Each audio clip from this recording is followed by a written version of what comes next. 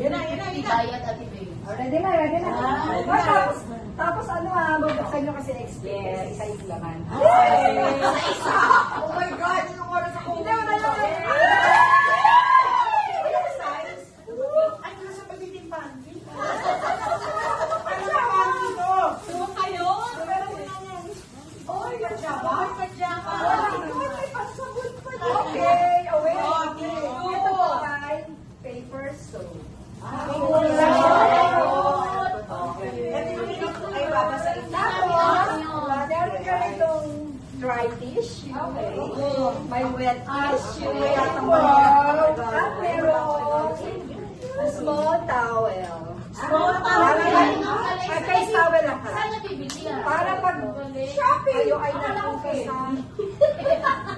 Para pag nagpunta kayo sa mall, hindi kayo.